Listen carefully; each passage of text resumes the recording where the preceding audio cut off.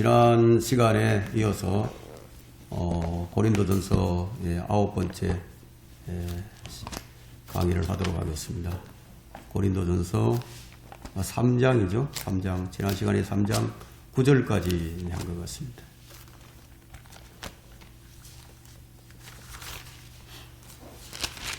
오늘 이제 3장 10절부터인데 오늘 우리가 공부할 주제는 하나님의 경작지, 하나님의 건축물, 하나님의 동력자 이런 주제로서 오늘 공부하도록 하겠습니다.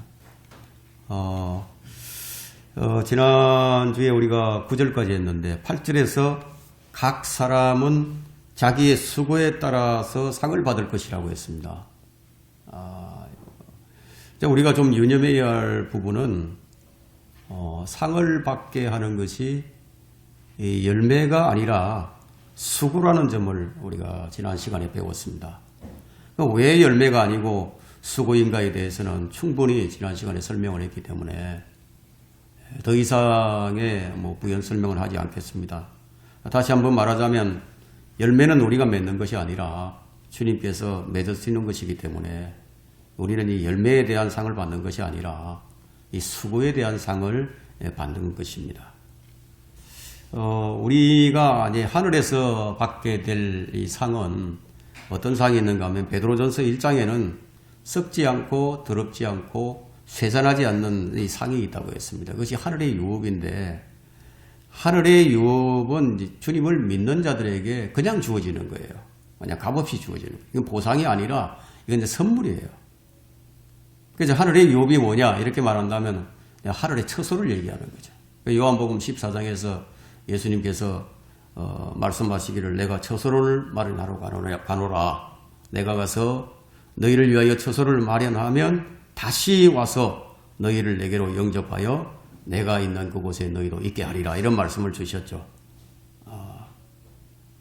그래서 이 하늘의 유업은 우리가 이 섬김의 수고로서 얻어지는 그런 유업이 아니라 그냥 믿는 자들에게 그냥 값없이 주어지는 거예요.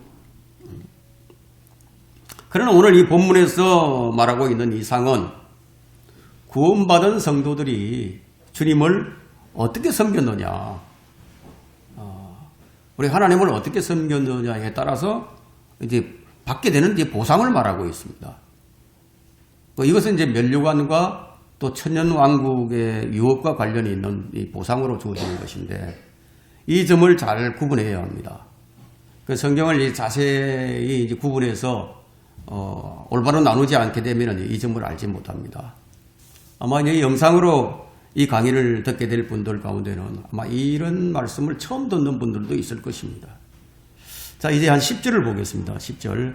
내게 주신 하나님의 은혜에 따라 내가 현명한 건축가와 같이 기초를 닦았더니 다른 사람이 그 위에 지으니라. 그러나 각 사람은 그 위에다 어떻게 지을지 주의해야 할 것이라. 바울은 지금 여기서 성도들의 섬김을 건축물로 표현을 하는 거예요. 섬김이 건축물로 표현이 되고 있는데 그러면서 자신을 지혜로운 건축자로 묘사를 합니다. 자신을 건축자로 묘사를 하면서 아주 조심스럽게 뭐라고 덧붙이냐면 내게 주신 하나님의 은혜에 따라 이게 자신에 의해서 된 것이 아니라 하나님의 역사로서 이 자신이 하는 이 사역이 하나님께서 이루시는 힘으로 어떤 일을 하고 있음을 지금 잊지 않는 거예요. 자신이 한 것이지만 자신이 한 것이 아니라는 거예요. 자, 우리는 여기서 이제 바울의 겸손을 배울 수가 있습니다. 그는 이제 그의 사역이 전적으로 하나님에 의해서 이루어졌음을 지금 말하고 있습니다. 우리가 건축가라고 하면은 집을 짓는 사람을 이제 일반적으로 얘기하는데, 건축가, 우리가 일반 일꾼들을 건축가라고 얘기를 하지 않죠. 설계를 하는 사람이라든가, 아니면 공사를 한다거나, 공사 감독을 하는 사람이라든가, 이런 사람 우리가 이제 건축가라고 얘기하는데, 건축가는 이제 공사를 감독하는 사람을 얘기합니다. 이 문맥에 보면은 지금 현명한 건축가와 미련한 건축가가 있음을 보여주는 거예요. 우리가 믿음의 생활도 현명하게 하는 사람이 있고 또 미련하게 하는 사람들이 있습니다. 어쨌든 이 현명한 건축가는 좋은 집을 짓는 사람이에요.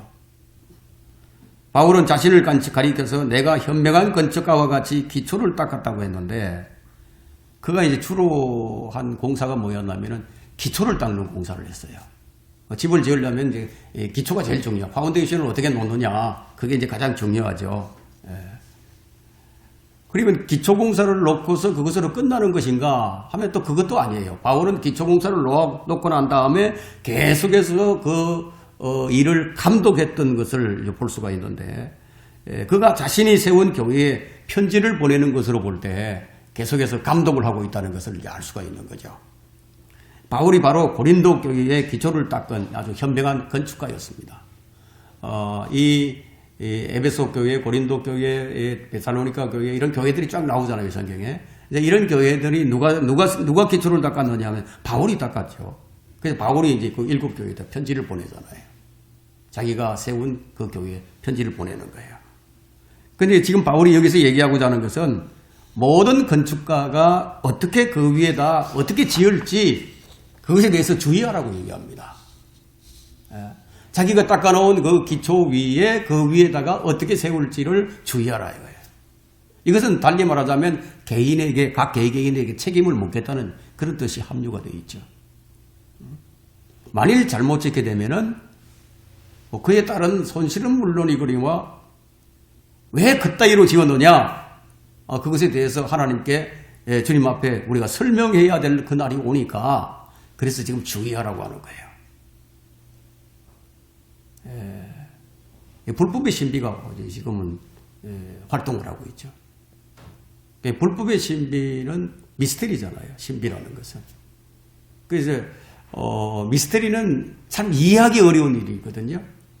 우리 인간의 이성으로 참 이해하기 어렵다.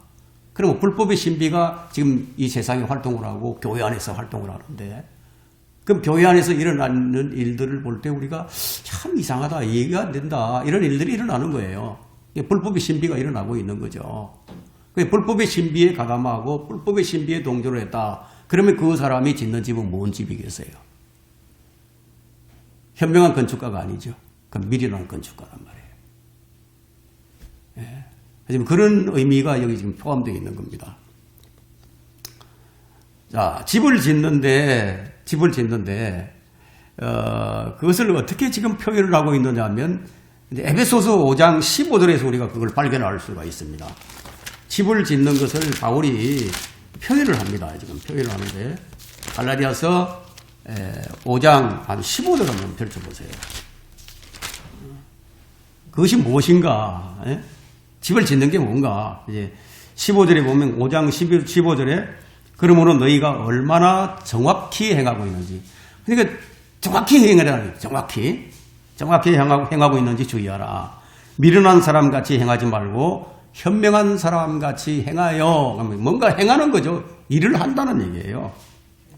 그래서 시간을 사서 얻으라. 이는 그 날들이 악하기 때문이라. 이렇게 지금 말하고 있죠. 그러니까 얼마나 정확히 행하고 있는지. 여러분이 주님을 섬기는데 그것을 얼마만큼 정확하게 하는지 그것에 주의하라는 거예요. 그래서 집을 짓는 이 현명한 건축가는 바로 행함과 관련이 있음을 우리가 이 구절을 통해서 이해할 수가 있습니다. 집을 짓는 데는 여러 사람들이 필요하죠. 일단의 여러 사람으로 구성된 그런 일꾼들이 필요한데, 그들 중에는 기둥이나 대들보 같은 이런 것들을 다듬는 큰 대목도 있을 것이고, 안에 문짝을 짜는 아주 소목도 있을 것이고, 또 그 이 모든 일들을 감독하는 또 이 목장도 있을 것이라는 얘기예요. 그럼 현명한 건축가가 기초를 딱 놓게 되면 다른 일꾼들이 이제 그 기초 위에다가 집을 지으면서 이제 올라가는 거예요. 그리고 빌딩이 지어지는 거예요. 이 부분에 대한 구체적인 설명이 에베소서 2장 20절에서 나옵니다. 에베소서 2장 20절에 한번 펼쳐보십시오. 자, 20절부터 제가 22절까지를 읽어볼게요. 너희는 사도들과 선지자들의 기초 위에 세워졌으며, 선지자들과 사도들이 닦아놓은 그 기초 위에 이제 세워진다는 거예요. 예수 그리스도께서 친히 기중한 모퉁이 돌이 되셨고, 그분 안에서 그리스도 안에서 건물 전체가 함께 알맞게 맞추어져 주 안에서 거룩한 성전으로 자라가며 또한 그분 안에서 너희도 성령을 통하여 하나님의 거처로 함께 지어져 가고 있는 것이니라. 지금도 지어져 가고 있는 것이라는 얘기죠. 우리 세계는 지금 건축을 지금 짓고 있는 거예요. 우리 세계가. 예. 자, 이것은 이제 또한 어디에 적용시킬 수가 있느냐 하면 그리스도의 몸인 그리스도인들 모두에게 적용을 시킬 수가 있습니다. 자, 우리가 이 점을 안다. 그리스도의 몸이 무엇인가 이 점을 안다. 그랬을 때는 교회에 대해서 함부로 비평을 한다거나 처신해서는 안 된다는 것을 알 수가 있죠. 여러분들이 에베소서 2장 20절부터 22절을 잘 이제 유념한다면요. 지역교회 안에 있는 성도 한 사람 한 사람이 얼마나 소중한지 서로 사랑하지 않으면은 안 되는 것임을 우리가 알 수 있는 거예요. 근데 고린도 교회는 지금 이 점을 알지 못해서 견고한 집을 짓지 못하고 있는 그런 상태에 있었던 거예요. 집을 지을 때 일꾼들은 아주 세심한 주의를 기울이지 않는다면 집이 무너져 버리잖아요. 그래서 세심한 주의를 기울여서 튼튼하고 견고한 집을 짓도록 해야 하는 것은 더할 나위 없이 아주 중요한 것입니다. 달리 말하면 그리스도인 각자는 어떻게 주님을 섬길 것인가를 분별해서 열심히 섬겨야 된다는 거예요. 만일 여러분이 이런 말씀들이 고린도 교회에 주신 말씀이지 내게 주신 말씀이 아니다. 이렇게 생각을 한다면은 여러분은 이것을 통해서 지식만 쌓을 뿐이에요. 아, 이런 일이 있구나. 이런 일이 있었구나. 이렇게 될 수도 있겠구나. 이게 지식, 정보만 얻는 거다 이거예요. 자, 이 말씀이 여러분의 믿음의 실행에 아무런 도움이 되지 못하는 거예요. 우리는 지금 하나님의 동력자고 또 하나님의 경잡지고 하나님의 건축물이라는 사실을 우리가 기억하면서 이 강의를 듣게 되면 여러분 많은 유익을 얻게 될 겁니다. 자, 11절 볼까요? 11절에 이 닦아놓은 기초 외에 고린도전서 3장 11절에 이 닦아놓은 기초 외에 아무도 다른 기초를 놓을 수 없나니 이 기초는 예수 그리스도시라. 기초가 무엇인지가 아니라 기초가 누구인지를 분명하게 밝히고 있죠. 이 닦아놓은 기초 위에 다른 기초를 결코 놓아서는 안 된다는 거예요. 집을 짓는 자가 아무리 현명한 건축가라 할지라도 기초를 닦을 때 예수 그리스도 외에 어떤 다른 기초도 놓을 수 없다는 거죠. 우리가 집을 지을 때 요즘은 이 철근을 깔고 할 수도 있고 아니면 콘크리트를 두껍게 쳐서 할 수도 있고 그렇죠.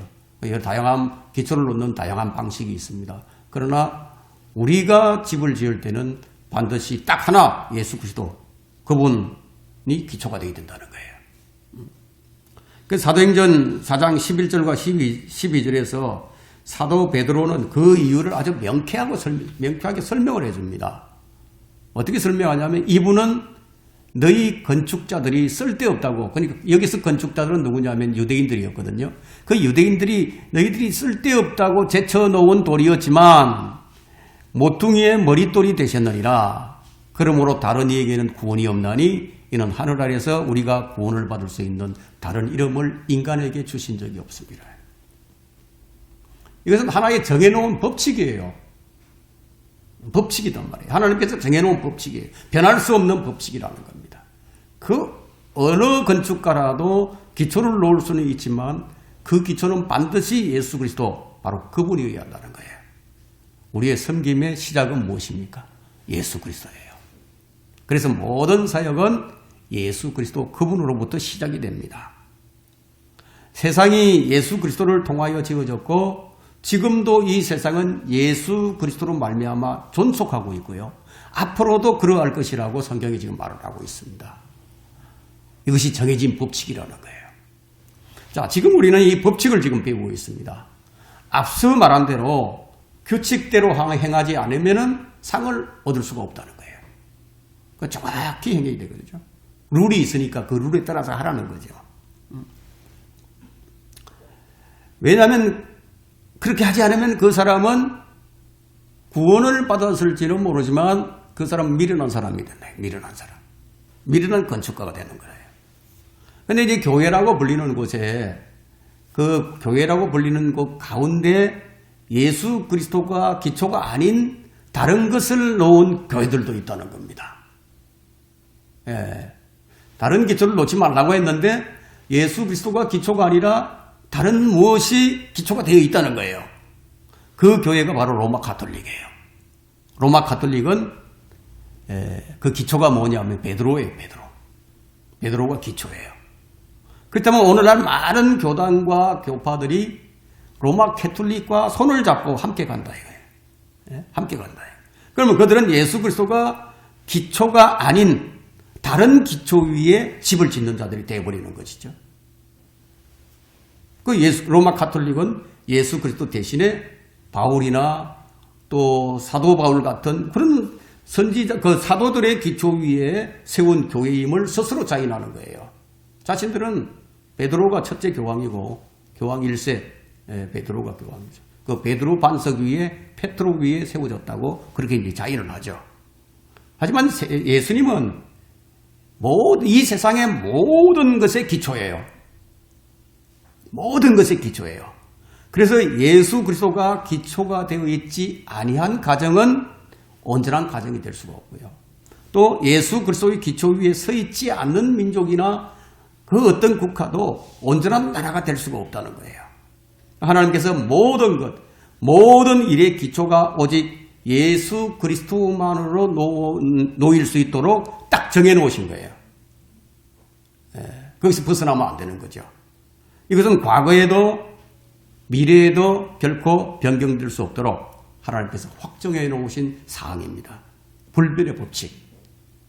불변의 법칙입니다.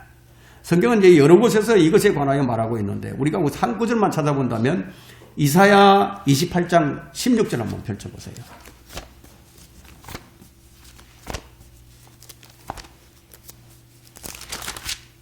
이사야 28장 16절에 그러므로 주 하나님이 이같이 말하노라 보라 내가 시온에 한 돌을 기초로 두었나니 시험받은 돌이요. 예수님께서 시험 받으셨죠. 그죠? 귀중한 모퉁이 돌이며 단단한 기초라 믿는 자는 다급하게 되지 아니하리라. 이 기초 위에 집을 지은 사람은 다급하지 않아요. 다급하지 않습니다.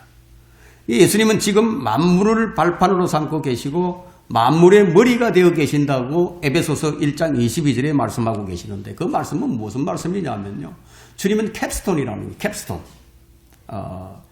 온 우주를 꽉 붙잡고 계시는 이 머릿돌이라는 거예요. 여러분 피라미드를 보게 되면 이 네 모퉁이를 지탱해주는 이 돌이 있죠. 네 모퉁이. 그리고 쭉 위로 올라가서 삼각형으로 올라가죠. 그럼 제일 위에 꽉 모든 걸 다 잡아주는 이 머릿돌이 있어요. 이게 머릿돌이에요. 꽉 잡아준다. 꽉 잡아주고 있으니까 이게 잡아주고 있기 때문에 이게 흔들리지 않죠. 견고한 그런 그러니까 지금 그 피라미드 같은 것은 너무 견고해서 웬만한 폭탄이 떨어져도 안 부서진다고 얘기하죠. 그 정도로 이제 그 바로 캡스톤이라는 것은 이제 그런 의미가 있고요. 아까도 우리가 읽었지만 에베소서 2장 20절과 21절에 보면 너희는 사도들과 선지자들의 기초 위에 세워졌으며 예수 그리스도께서 친히 귀중한 모퉁이 돌이 되셨고 그분 안에서 건물 전체가 함께 알맞게 맞추어져 주 안에서 거룩한 성전으로 살아가며 자, 이 구절에서 사도들과 선지자들이라고 지금 복수형으로 되어 있다는 점에 우리가 주목해 볼 필요가 있습니다. 복수로 되어 있어요. 베드로나 바울 막 딱 두 사람만 아니고 베드로나 바울 같은 사도들 자신이 기초가 되어 세워진 것이 아니고 그들은 기초를 놓은 건축가들이었을 뿐 그 기초는 오직 예수 그리스도예요. 사도들이 이제 그 기초를 딱 놓아놨죠. 놓았단 말이에요. 여기서 이 사도들과 선지자들은 교회의 초석을 놓은 사람들입니다. 그리스도인들은 모두 건축물의 벽돌과 같다고 볼 수가 있는데요. 그래서 그리스도인들은 모두 벽돌과 같이 그리스도의 기초 위에 세워져 가는 거예요. 여러분 한 사람 한 사람이 이제 벽돌을 이렇게 놓는 거죠. 그래서 그리스도의 몸이 이렇게 세워져 간다. 하나님과 함께 일하는 동력자들이고 또 경작지고 또 건축물이에요. 우리 모든 그리스도인들은 이제 그리스도 기초 위에 집을 지어서 이렇게 올라갑니다. 그런데 성경은 우리가 주의할 것을 말하고 있는데 아까 10절에서 그러나 각 사람은 그 위에다 어떻게 지을지 주의해야 할 것이라고 했죠. 그럼 우리는 무엇을 주의해야 하는 거예요? 무엇을 주의해야 하느냐? 어떻게 짓는가? 그것도 중요하지만 어떤 재료를 가지고 짓는가? 지금 바로 이 점을 말하고 있는 거예요. 어떤 재료를 가지고 짓느냐 이게. 왜냐하면 우리가 지은 것들을 가지고 그리스도의 심판석에 서서 평가를 받게 된다는 사실 때문에 우리가 주의하지 않으면 안 된다는 것입니다. 성경의 교리 가운데서 가장 위대한 교리가 그리스도인들을 위한 바로 그리스도의 심판석에 관한 교리임을 우리가 잊지 않아야 합니다. 성경에는 예수 그리스도에 관한 언급이 그리스도의 심판석보다도 더 많이 나오고 있지만 예수 그리스도의 재림이 그리스도인들에게 갖는 실질적인 중대성은 사실상 그리스도의 심판석에 있다는 것을 우리가 명심해야 한다는 거예요. 그래서 심판석에서 이제 상을 받는다 이게. 그 상에 따라서 우리의 위치가 달라진다는 거예요.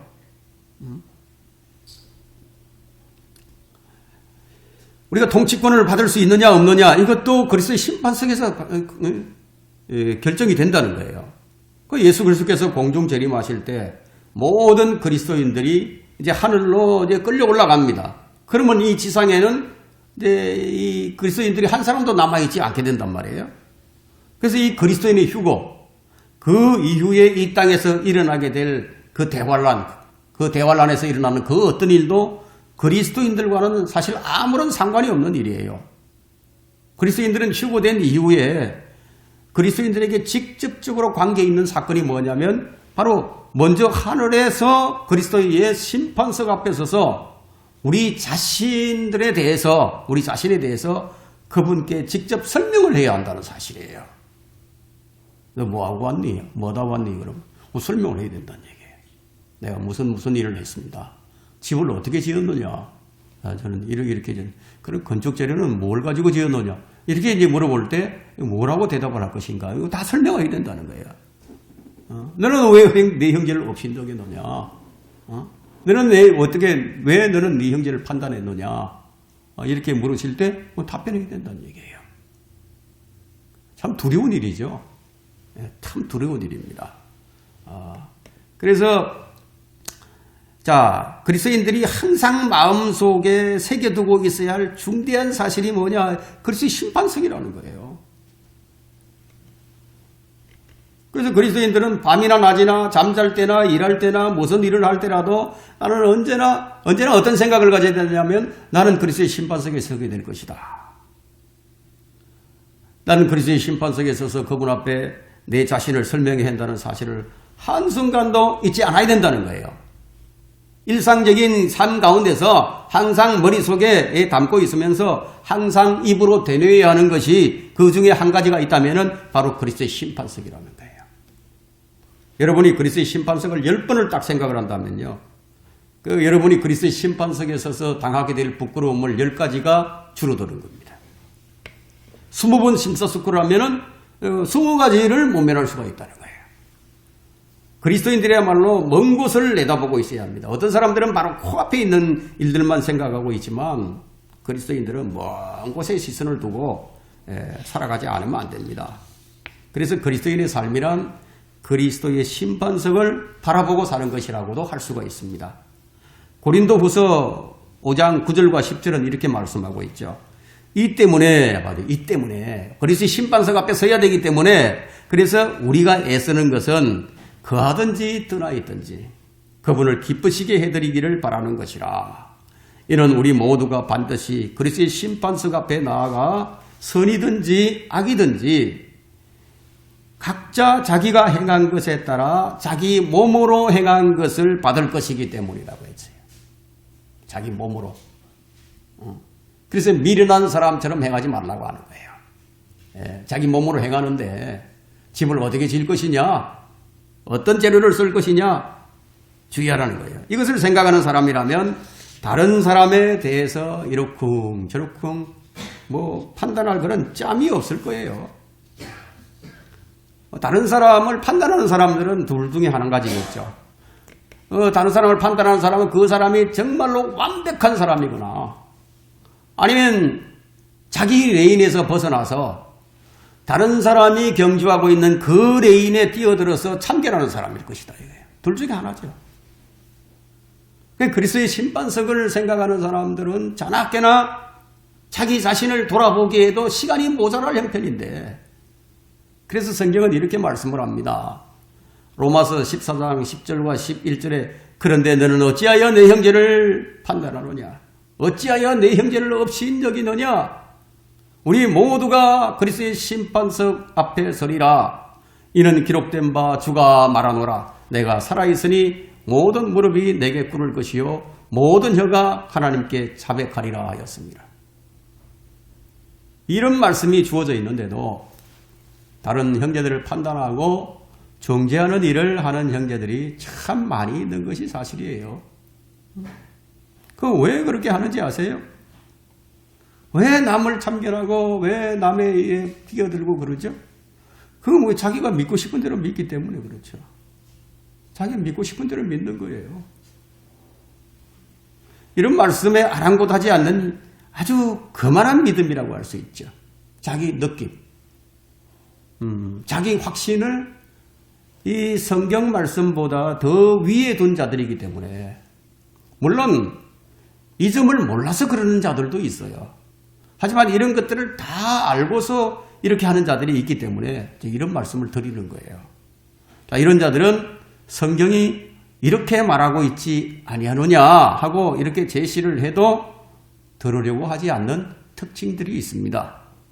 그리스도의 심판석 앞에 서서 우리가 하나님 앞에 자기 자신에 대해서 선이든지 악이든지 모든 것을 사실대로 털어놓아야 한다는 사실을 한번 생각을 해보세요. 그러면 성급하게 할 수가 없죠. 자기 성질대로 할 수 없다는 거예요. 어떤 성도들은 자기 성질을 못 이겨서요. 욕을 하죠. 막 욕을 해대고 주먹 다짐을 하려고 하는 그런 사람들도 있는 거예요. 그런 자들은 그리스도의 심판석을 생각하고 있지 않는 사람들이에요. 그래서 심판석을 진지하게 생각한다면 그렇게 못하죠. 자, 우리가 하나님을 위해서 한 일이 하나도 없을 때 나는 주를 위해서 한 일이 아무것도 없다. 그리고 그분의 심판석을 생각한다면 그분 앞에 꿇어 앉아 있는 자신의 이 부끄러운 모습을 상상만 해도 그냥 눈앞이 그냥 캄캄해지죠. 숨이 탁탁 이제 막힐 그런 지경이 아니에요. 하나님의 두려우심에 대해서 이제 킹제임스 성경에서는요, 그 두려우심에 대한 단어를 테러라는 단어를 씁니다. 테러. 여러분 테러 한다는 거 있잖아요. 테러. 그런 단어를 사용하고 있는데, 자, 이 두려움은 문자 그대로 공포예요. 공포. 테러 두렵잖아요. 무섭죠. 공포스럽죠. 그러나 이 공포는 구원받지 못하는 사람들이 당하는 그런 공포를 말하는 게 아니라 하나님의 일을 하나도 하지 않은 구원받은 그리스도인들이 당하게 될 그런 공포를 얘기하고 있는 거예요. 현대 역본들 중에는 로마서 14장 10절의 말씀 가운데 그리스도의 심판석을 하나님의 심판대로 고쳐놓은 역본도 있습니다. 그리스도의 심판석은 큰 백보자 심판, 계시록 20장에 나오죠. 큰 백보자 심판으로 계시된 하나님의 심판대와 다른 것이라 얘기해요. 그리스도의 심판석은 백보자 심판이 아니고 그리스도의 심판석은 하나님의 심판대가 아니다 얘기해요. 이 점을 분명히 이제 알아야 합니다. 자, 12절부터 15절까지 본문에 제가 읽겠습니다. 이제 누구든지 이 기초 위에 금이나 은이나 보석이나 나무나 지피나 그루터기로 지으면 각 사람의 일한 것이 나타나게 되리니 그날이 그것을 밝힐 것이라. 이는 그것이 불로서 드러나고 또 그 불은 각 사람의 일한 것이 어떤 종류인지를 시험할 것이기 때문이다. 만일 어떤 사람의 일한 것이 세운 그대로 있으면 그는 상을 받을 것이요, 만일 어떤 사람의 일한 것이 불에 타버리면 그는 손해를 당하리라. 그러나 그 자신은 구원을 받게 되지만 불에 의해서인 것처럼 그렇게 되리라. 자, 이 12절은 지금 뭐가 나오느냐 하면 건축 재료가 나오는데 6가지의 건축 자료가 나와요. 어디 금이 나오죠? 은이 나오죠? 보석이 나오죠? 나무나 집, 그루터기가 나오죠? 자, 금은 뭐냐? 성경에서 금은 언제나 하나님의 신성을 상징합니다. 우리가 성막을 보게 되면 성막의 모든 기명들이 금으로 되어 있죠, 대부분이. 그런데 금을 입혀서 이제 만들어졌단 말이에요. 그러면 자비석에 있는 자비석은 금으로 입혔어요. 그리고 성소에 있는 빵 차리는 상이라든가 촛대라든가 또 그리고 향로들 모두가 다 뭘로 만들어졌어요? 금으로 만들어졌단 말이에요. 근데 금은 이 세상에서 가장 고귀한 것이죠. 귀한 것이란 말이에요. 그래서 하늘에서도 금은 가장 고귀한 신성을 상징하고 있습니다. 그래서 주님께서 우리를 위해서 예배해 두신 그 새 예루살렘, 우리가 가게 될 거룩한 도성, 그 새 예루살렘도 무엇으로 만들어져 있습니까? 금으로 만들어져 있다. 금으로 길을 깔아놨어요. 황금길이에요. 그 도성은 온통 금으로 되어 있는데 그것이 마치 투명한 유리 같다고 얘기를 합니다. 계시록 22장 21절에서 이 투명한 유리처럼 그렇다 이거예요. 그러니까 금은 은이나 이 다른 보석들보다 더 귀한 가치를 갖고 있습니다. 그러면 우리가 이 금을 어떻게 쌓느냐 이거예요. 금을 우리가 하늘에다 금을 어떻게 쌓느냐? 우리가 하나님께 예배 드릴 때마다 우리는 이 하늘에 금을 쌓아 놓는 것과 같아요.